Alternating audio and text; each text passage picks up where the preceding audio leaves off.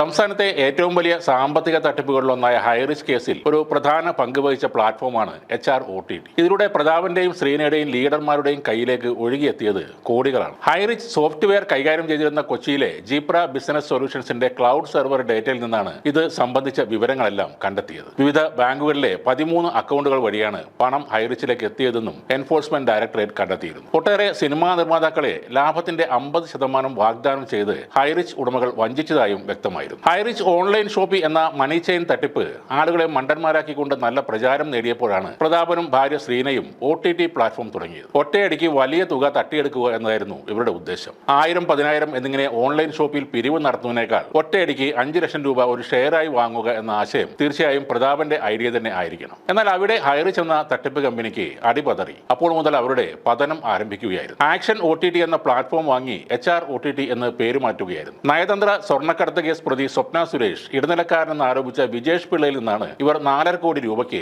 Action OTT വാങ്ങിയത്. നിക്ഷേപമെന്ന നിലയ്ക്ക് HR-OTT എത്തിയ കോടികളിൽ നിന്ന് പലപ്പോഴായി 1422 കോടി രൂപ പിൻവലിച്ചിട്ടുണ്ട്. ബാക്കി ഏതാണ്ട് 200 പരം കോടി രൂപയാണ് ഹൈറിച്ച് അക്കൗണ്ടിൽ ഉണ്ടായിരുന്നത്. HR-OTT പ്ലാറ്റ്ഫോമിലും വലിയ തോതിലുള്ള തട്ടിപ്പ് നടന്നിരുന്നു. അംഗങ്ങളുടെ എണ്ണം പെരുപ്പിച്ച് കാണിച്ച് നിർമ്മാതാക്കളെ ഹൈറിച്ചുകാർ ചതിച്ചു എന്നാണ് അന്വേഷണ റിപ്പോർട്ടിൽ പറയുന്നത്. 9020 പേരിൽ നിന്ന് മോർട്ട്ഗേജ് ക്യാപിറ്റൽ ബോണ്ട് വഴി 5 ലക്ഷം രൂപ വെച്ച് പിരിച്ചെടുത്തു. എന്നാൽ നിക്ഷേപകരിൽ ചിലർ തന്നെ ഈ ബോണ്ടിൽ സംശയം തോന്നിയതുകൊണ്ട് മുൻ MLA അനിൽ അക്കരയെ സമീപിച്ചു. അദ്ദേഹം ഒരു പത്രസമ്മേളനം നടത്തിയതോടെയാണ് ഇവരുടെ തട്ടിപ്പ് പുറത്തു വരുന്നത്. പബ്ലിക്കിന്റെ കയ്യിൽ നിന്നും ഫണ്ട് വാങ്ങാൻ ഇവർക്ക് അനുമതി ഇല്ല എന്ന കാര്യം അപ്പോഴാണ് നിക്ഷേപകരിൽ പലരും അറിയുന്നത്. തട്ടിപ്പ് പുറത്തു വന്നതോടെ വെബ്സൈറ്റിൽ മാറ്റം വരുത്തി ബോണ്ട് എന്നത് മാറ്റി കൺസൈൻമെന്റ് അഡ്വാൻസ് എന്നാക്കി. അതുകൊണ്ടൊന്നും ഒരു കാര്യവും ഉണ്ടായില്ല. ഒരു പ്രൈവറ്റ് ലിമിറ്റഡ് കമ്പനിക്ക് റിസർവ് ബാങ്കിന്റെയോ സെബിയുടെയോ അനുവാദം ഇല്ലാതെ ബോണ്ട് ഇറക്കാൻ കഴിയില്ല. അത് ഇവരെ കുരുക്കിലാക്കിയ ഒരു നിയമമാണ്. OTTയിൽ പണം നിക്ഷേപിച്ചാൽ 10 ഇരട്ടിയാണ് ഇവർ വാഗ്ദാനം നൽകിയത്. 2 വർഷം കൊണ്ട് ഈ ഷെയർ തുകയായ 5 ലക്ഷം 55 ലക്ഷമാക്കി തിരികെ നൽകുമെന്നാണ് ഹൈറിച്ച് മുതലാളിമാർ പറഞ്ഞത്. എന്തായാലും കുറെ പേർക്ക് ഏതാണ്ട് 1.5 ലക്ഷത്തോളം രൂപ ഇവർ തിരികെ കൊടുത്തിരുന്നു. അത് ലാഭവിഹിതം ഒന്നുമല്ല.